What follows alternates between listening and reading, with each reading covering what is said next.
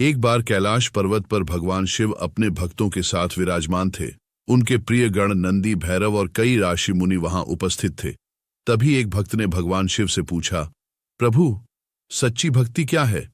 क्या कोई विशेष नियम या विधि है जिससे हम आपको प्रसन्न कर सकते हैं?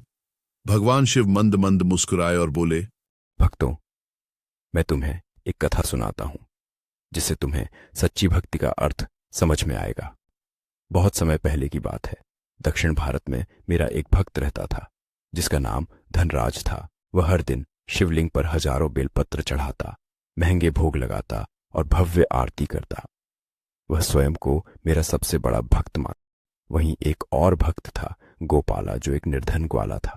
उसका दिन भर गौसेवा में ही बीतता, परंतु मन में हर क्षण मेरी भक्ति का दीप जलता रहता था।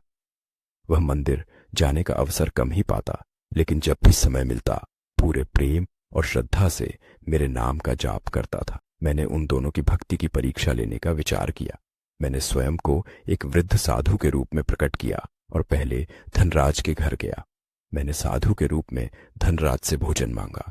धनराज ने क्रोध से कहा, मैंने महादेव के लिए इतना बड़ा भोग बनाया है, मैं इसे किसी साधु को नहीं दूंगा। जाओ कहीं और मांगो।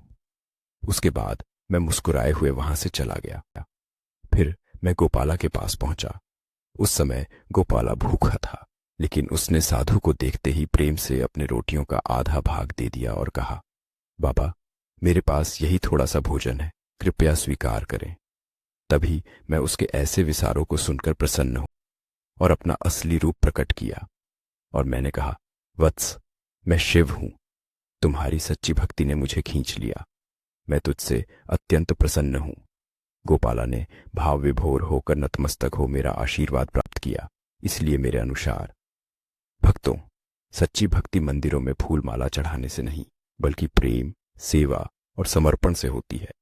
जो सच्चे मन से हर हर महादेव कहता है, वही मेरा प्रिय भक्त है।